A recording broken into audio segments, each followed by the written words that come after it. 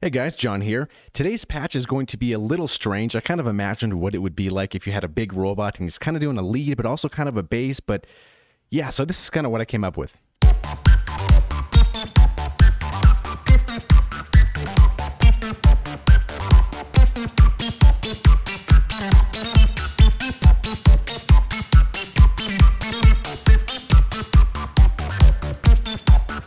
Alright, hopefully you get the idea for that as well. So let's disable this kick drum here, so our drums as well, and our external reverb that I generally like to use. So let's turn that off and let's focus just on the patch here. So this is what it sounds like just in the synth.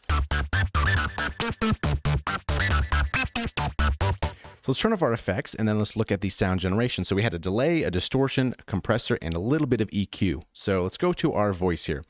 So basically the first thing is going to be this init saw wave. That's going to be at 12 voices and a 4% detune. So I didn't really want it to be too detuned. I kind of wanted it to be a little more focused and a little bit more in tune. So that's why it's like that. So this first one would sound like this.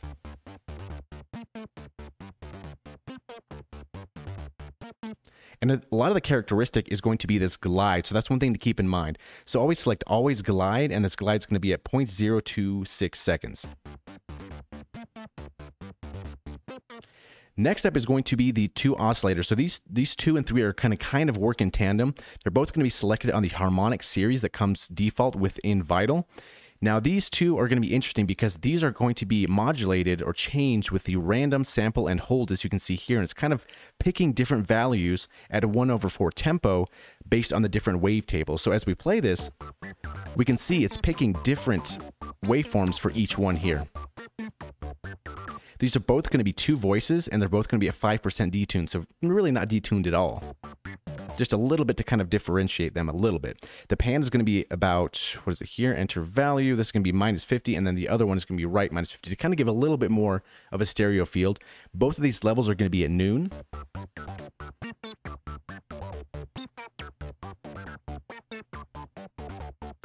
Now next up is going to be this first LFO is going to be on this cutoff here on the filter. So we're going to be using an analog 12 dB filter here. And basically once we hit a note, the filter is going to be open and it's going to close very, very fast at 1/16 tempo. The cutoff initial position is going to be -23.17 semitones, and then the resonance is going to be at 50% to kind of give that acidy type of resonance sound that I would imagine a big robot would maybe have. And all 3 oscillators are going to be going to this filter. So 1, 2, and 3 are going to be going into this filter. And then this filter here, the output is going to be going into filter number 2, because filter number 2, we have this filter 1 knob here, or button selected.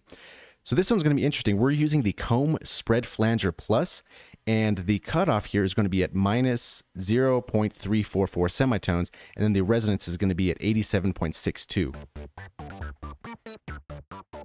And this is going to be modulated by LFO2, which is basically just a triangle wave at 1/16.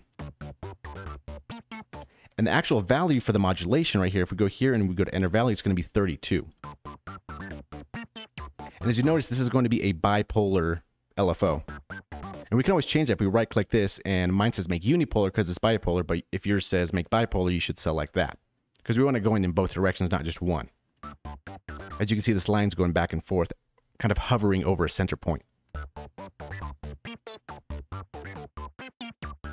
So that basically covers the modulation. The envelope is pretty self-explanatory, I hope. It's a very quick sound, quick attack, and then very, very quick decay, and then no sustain, and a little bit of release at 0.1. So the exact values, there's no delay. The attack is going to be basically 0. There's a tiny bit of sliver here, but it's basically 0 for all intents and purposes.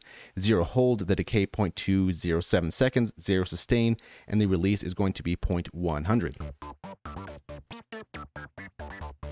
Now to really bring this to life is going to be the effects. So the first one I had is this EQ that I kind of cut a little bit of the mud here. So if you go down to this band, this cutoff value is going to be 60.81 semitones, but you can definitely use this to ear. And then the high band over here is going to be kind of just boosting the accentuated highs. Really kind of accentuating that resonance peak here we have in this filter when that kind of goes across, kind of bringing that to the forefront a little bit. Next is going to be the compressor.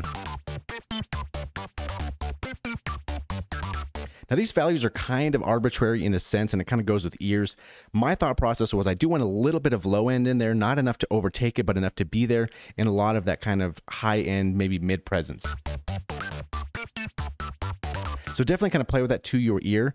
If you want to get this patch for free, it's in the video description below. If you don't want to mess with a lot of these settings, you can just download it, put it in your Vital, and then use it in your track. Next up, we have a little bit of distortion. We have soft clip here, and this is kind of, as always, just to bring a little bit more characteristics, a little bit more harmonic content to it, so on and so forth. So without the distortion, it sounds like this. Now with. Now the drive is going to be 13.68 dB and the mix all the way at 1. I didn't use any of the filter post. And the final thing here within the synth is going to be delay 1/8 on stereo. The feedback is going to be 43.48, and then the mix is going to be kind of low at 9.167%. The cutoff here is 78.05, and the spread is 0.367, because we want to have the lows a little bit cut off and also the highs, because especially with delay, you do want to cut off the highs coming back to you, because sound doesn't necessarily work that way. Once it bounces off something and comes back to you, you're going to lose a little bit of higher end harmonic content. So this is kind of how we would reproduce that.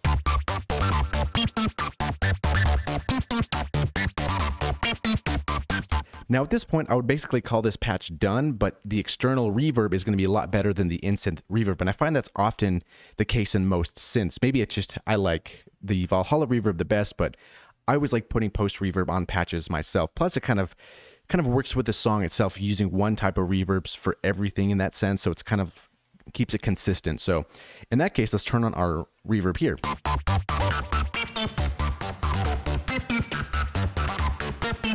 And an important thing too is, especially on your reverb, you kind of want to cut off a lot of that low end, because you don't want that reverby muddiness coming back at you. And at this point, it's the time for a little bit of drums here, and to hold that kick drum, and then let's see what happens all together.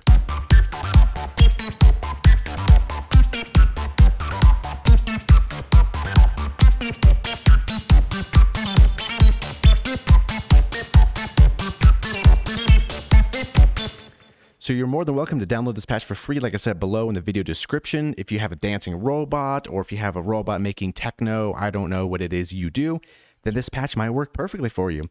If you like the video, like the patch, give the video a thumbs up, and we'll see you in the next video.